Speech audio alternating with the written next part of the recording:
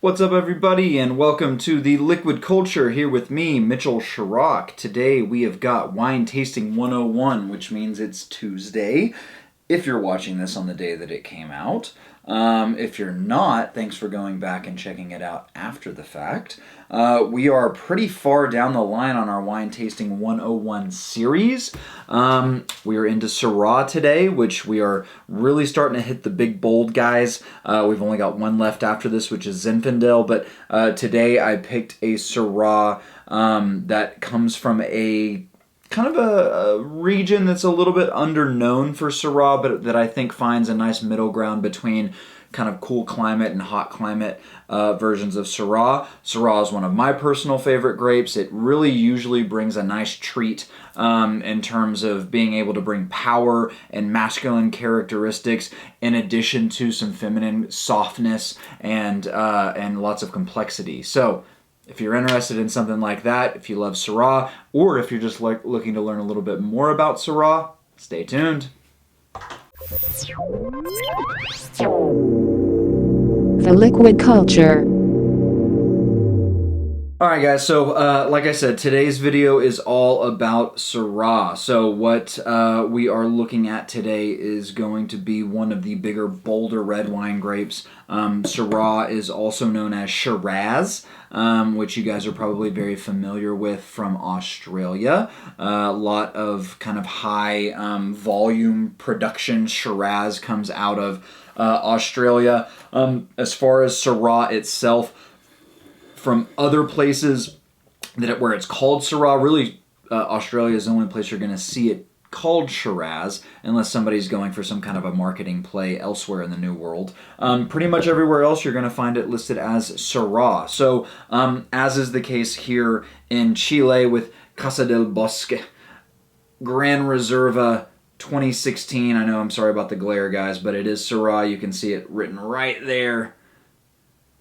So, let's talk a little bit before I get into this bottle and before we start getting into our process here. Let's just talk a little bit about Syrah. So, typically with Syrah, like I said before, you can find some varying degrees of Syrah. So, cooler climate Syrahs are generally going to be slightly lighter in color, lighter in body, but still kind of on that medium plus into the spectrum with your Syrah body.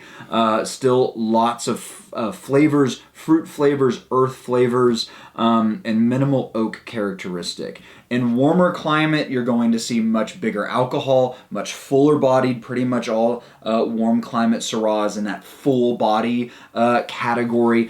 Big tannins and a lot of oak characteristic. The predominant flavor and aroma that you can really hone in on to pick Syrah out in any blind tasting that you're doing, or to really kind of dial in as something that you may like or dislike, is going to be black pepper. So the flavor and aroma spectrum of Syrah, you really can hit all fruits, red, blue, and black fruits, and they can come in many forms, whether that's underripe all the way to that full jam spectrum.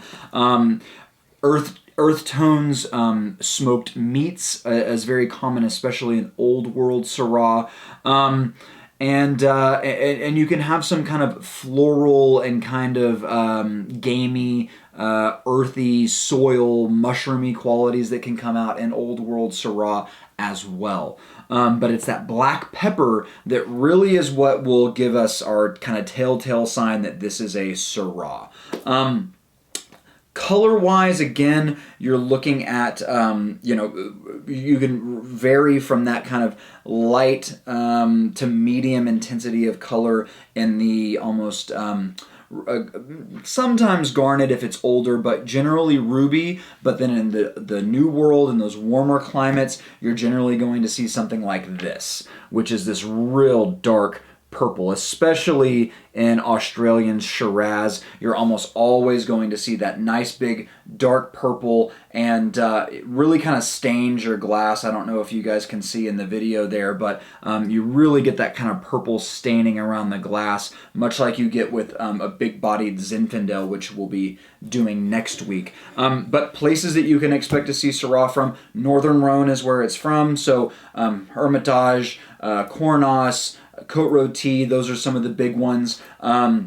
And then you're going to see it in cooler climates in the U.S., so California, cooler areas in California, both central and North Coast California, and it's grown a lot in Washington, which is considered a cooler climate, but in all honesty, most of the Syrah that I've had from Washington are kind of in that more kind of big-bodied, warmer climate style. Warmer climate areas, of course, are other parts of the U.S., warmer parts of California, and Australia, which we've talked about a few times. So that's that.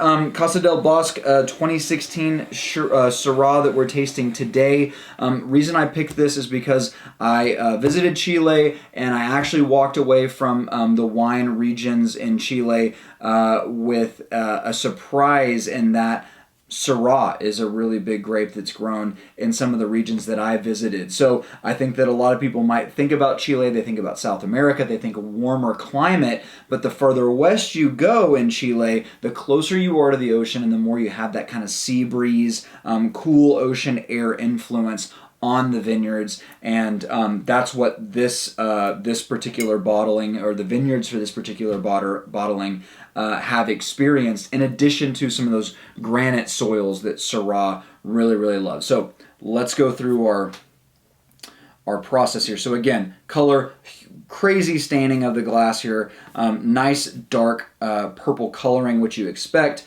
with Syrah. Wow, a lot of oak on the nose, which is disappointing for me. I guess I probably should have known that, seeing as that this is a Gran Reserva, and one of the things that I found while I was in Chile was that I actually more preferred some of their more medium tier offerings. It seems like the Gran Reservas and the kind of higher end level of the wines at each winery in Chile tended to be more extracted, jammy, and over-oaked, in my opinion, expressions of the fruit there, because I think that that's just what they expect that people associate with high quality. Yeah, there's a lot of oak on here, and it's in that kind of wet wood oak kind of characteristic, not necessarily like vanilla or baking spice or anything really like that. It's a very like high toast character, almost like there was an attempt at infusing a lot of oak influence into this wine in a short period of time, is what this kind of smells like to me. That's just the first thing coming out. I can sense a little bit of almost kind of mineral quality, but probably something to do with the combination of the granite soils and the that kind of ocean air that kind of circulates in there. I'm sure there's some saltiness on the grapes from kind of sea foam, sea breeze saltiness kind of coming in and imparting some characteristic on the grape. But fruit is just way underneath there. There is some of that black pepper, that characteristic black pepper. It's for sure in like the very back of my nasal like cavity. I'm getting some of that heat, almost like if you're eating a like steak pav or something like that. That's got that back of the throat, back of the nose kind of steak heat, or black pepper heat.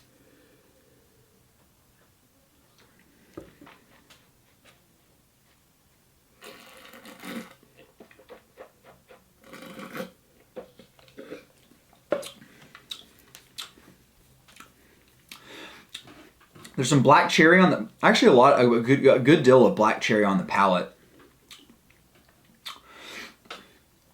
Not really what I expected as far as the tannins are concerned. They're pretty soft. I was really, based off the nose, I was expecting some real kind of woodsy, chewy, oaky kind of tannin. And overall, this is a pretty soft wine, which is nice, a nice surprise for me.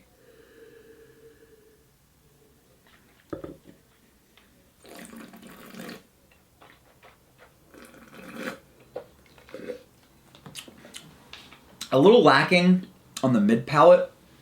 Not really expressive. Again, a fruit is not coming out as much as I would like. I think on the palate there is definitely some of that black cherry, but not really a whole lot of other stuff going on in terms of any of the things that I really love to see with Syrah. So a lot of times my favorite Syrah will show characteristics of like almost like bacon, really, is a great way to put it. It's this meaty, smoky, sweet savory kind of combination. So almost like if you have, oh, and the black pepper, so actually a black pepper pepper like maple bacon would be the best way to kind of encapsulate the things that I look for in Syrah. It's got meatiness, it's got black pepper, it's got a sweet savory quality, and it's got smokiness to it without too much oak influence. That's what I generally like to see in my Syrah, in addition to a lot of those different fruits, whether it be red fruits or black fruits. As long as it's got some of that meaty, gamey pepperiness going on with it, it's a Syrah that I'm going to love. This one doesn't have any of that. On the nose, it's all oak.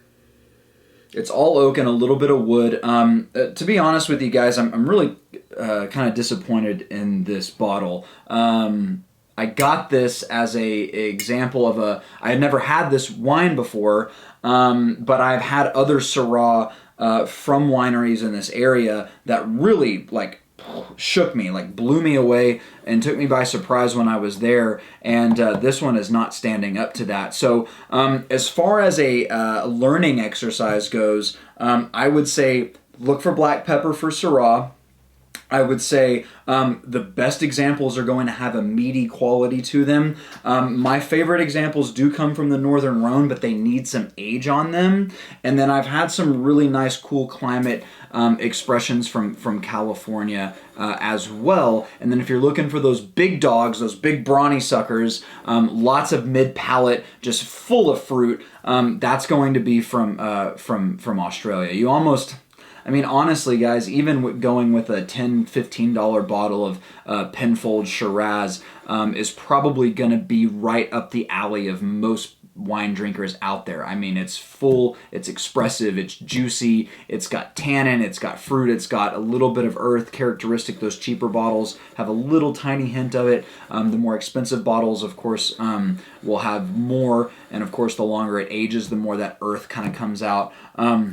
So as far as food pairing with this wine, I don't really have one, just because when I drink a bottle like this, nothing really comes to mind other than really kind of just not drinking the rest of it, unfortunately. But, you know, who knows? This may just be a bad bottling or wasn't stored properly before I got it.